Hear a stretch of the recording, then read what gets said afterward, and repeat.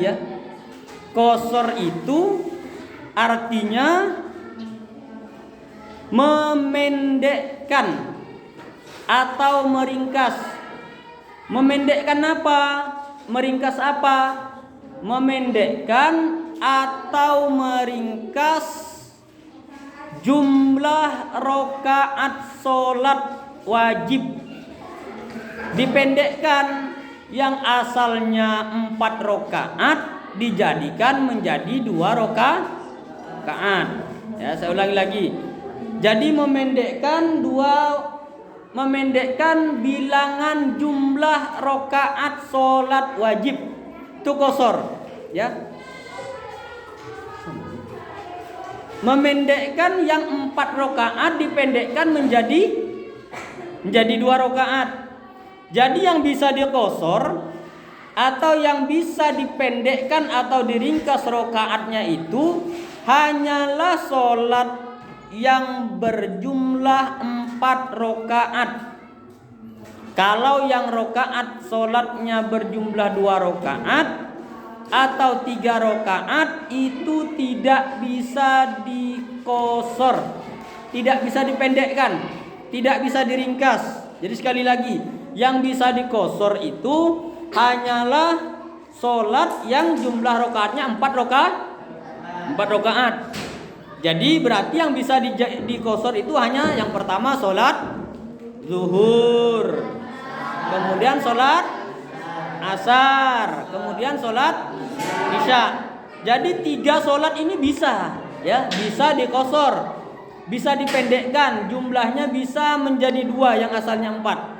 Sedangkan rakaat sholat yang jumlahnya 2 atau 3 itu tidak bisa diqasar. Kalau maghrib 3 rakaat, umpamanya mau diqasar berapa jadinya? Kalau 4 jadinya 2, kalau 3 jadinya masa ya 1,5 kan? Jadi sholat 1 rakaat setengah itu gimana jadinya? Setengah rakaatnya itu sampai di mana? Ya makanya sholat yang 3 rakaat itu tidak bisa diqasar. Ya yang 2 juga tidak bisa diqasar. Ya masa sholat cuma 1 rakaat? Sholat 1 rakaat itu namanya sholat witir. Ya, kalau witir boleh 1 rakaat, boleh 3 rakaat, ya, boleh 5, boleh 7. Witir itu artinya ganjil. Makanya sholat subuh karena dia cuma 2 rakaat dan sholat maghrib yang jumlah rakaatnya hanya 3, maka subuh dengan maghrib tidak bisa diqasar. Jadi yang bisa diqasar itu hanyalah sholat yang jumlah rakaatnya 4 rakaat. Yang asalnya dia 4 rakaat karena dikerjakan dengan mengqasar, ya tentunya apabila sudah terpenuhi syarat-syaratnya. Apabila sudah terpenuhi syarat-syarat untuk melaksanakan sholat qasar. Artinya kalau dalam keadaan normal seperti ini ya tidak diperkenankan, tidak diperbolehkan untuk mengqasar sholat itu diperbolehkan kalau sudah memenuhi ketentuan diperbolehkannya untuk melaksanakan sholat qasar, baru diperkenankan, baru diperbolehkan. Kalau keadaan normal seperti ini maka juga tidak diperbolehkan untuk melaksanakan sholat qasar. Lah qasar ini sama halnya lah dengan jamak. Artinya sama-sama rukhsah. Sama-sama apa? Rukhsah. Apa tuh rukhsah? Rukhsah itu adalah keringanan. Lah kenapa sih Allah kok memberikan keringanan kepada kita, kepada hambanya dalam hal sholat? Iya, karena Allah itu mau jangan sampai hambanya itu tidak sholat.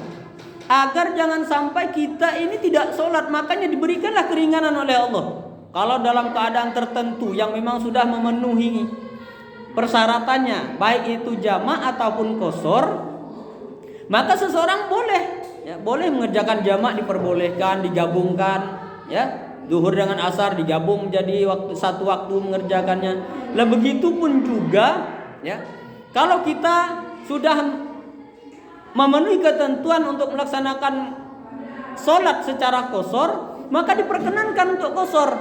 Yang tadi zuhur awalnya dikerjakan kalau dalam waktu normal atau dalam waktu kita mengerjakan jamak saja, maka diperkenankan kita untuk mengerjakan zuhur cuman 2 rakaat. Ya, salat zuhur 2 rakaat. Enak apa tidak? Enak. Yaitu Allah sudah memberikan keringanan agar jangan sampai kita tidak wah ini kalau saya umpamanya salat zuhur nih atau salat asar nih 4 rakaat kayaknya berat lah. Ya udah, diberikan keringanan oleh Allah. Udah enggak usah kerjakan 4 rakaat. Zuhurnya, asarnya, isyaknya, tapi cukup dikerjakan 2 rakaat.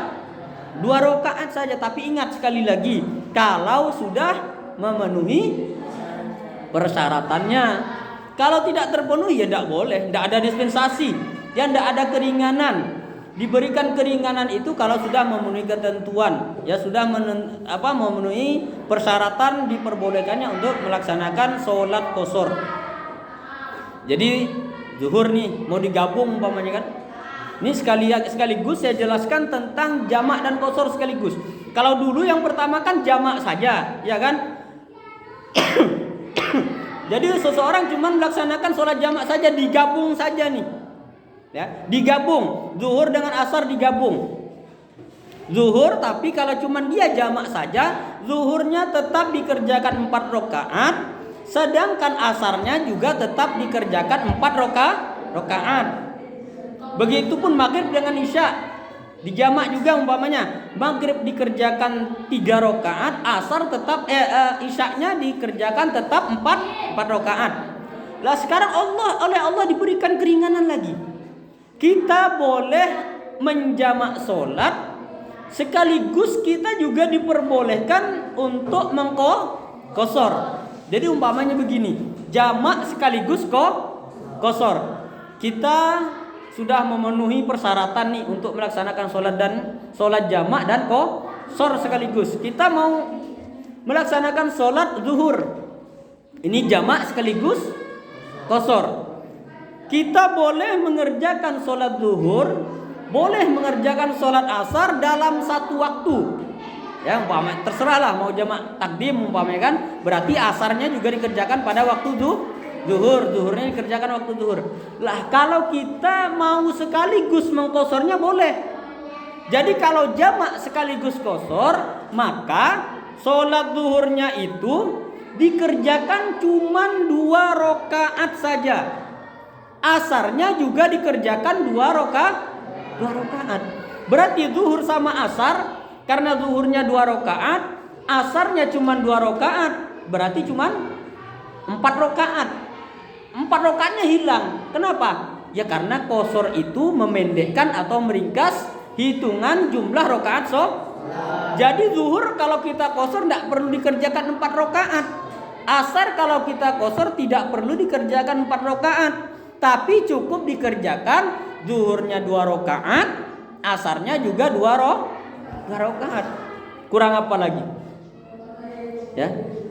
Allah itu mau jangan sampai kita ini tidak sholat. Kita melakukan perjalanan jauh, musafir, perjalanan memang yang umpamanya dibenarkan dalam syariat. Boleh kita sholat dalam keadaan seperti itu. Sholat jamak sekaligus qasar. Jadi tidak lagi melaksanakan sholat 4 rakaat normal seperti biasa, enggak, karena memang sudah memenuhi persyaratannya. Jadi zuhur dikerjakan cuma 2 rakaat, asar pun juga dikerjakan 2 rakaat. Jadi zuhur dengan, tapi umpamanya gini, sholat zuhur dulu. Ya ini jamak sekaligus qasar. Sholat zuhur dulu, 2 rakaat saja sholat zuhurnya. Setelah 2 rakaat Assalamualaikum, langsung berdiri lagi langsung mengerjakan sholat asar. Zuhurnya tadi 2 rakaat, asarnya juga sama, dilaksanakan 2 rakaat. Tata caranya sama seperti sholat biasa. Yang membedakan itu hanyalah niatnya saja. Sholatnya tidak ada yang beda, sama, bacaannya juga sama. Ya, yang membedakan cuma niat. Ya, lebih enak kan sholat jamak sekaligus qasar, tidak perlu panjang-panjang sholatnya. Ya, saya ulangi lagi. Qasar itu adalah memendekkan jumlah hitungan rokaat dalam sholat wajib yang asalnya 4 rokaat menjadi 2. Itu namanya qasar. Ya, seperti zuhur ya, dikerjakan cuma 2 rokaat, asar dikerjakan 2 rokaat, isya dikerjakan menjadi 2 rokaat. Yang bisa dikosor hanyalah sholat yang sebangsa 4 rokaat. Sedangkan sholat yang sebangsa 2 rokaat ataupun 3 rokaat itu tidak bisa dikosor. Yang tidak bisa dikosor adalah sholat zuhur dengan sholat maghrib. Ya, sholat subuh sama sholat maghrib maksud saya ya. Yang tidak bisa dikosor itu adalah sholat subuh dan sholat maghrib. Sedangkan zuhur, asar dan isya itu bisa dikosor. Nah, kalau kita mau sholat ya bisa jamak sekaligus dikosor. Udahlah sholatnya dilaksanakan pada satu waktu, padahal itu 2 sholat sekaligus rokaatnya lebih sedikit. Ya, zuhur dengan asar dilaksanakan dengan jamak takdim, dikerjakan pada waktu zuhur. Ya, zuhurnya dikerjakan 2 rokaat karena kita kosor. Setelah 2 rokaat kita salam. Setelah salam langsung berdiri lagi sholat asar. Sholat asarnya juga dilakukan 2 rokaat. Ya, setelah itu baru wirid kalau perlu ya, kalau enggak ya udah langsung berdoa. Itulah yang dinamakan dengan sholat jamak qasar.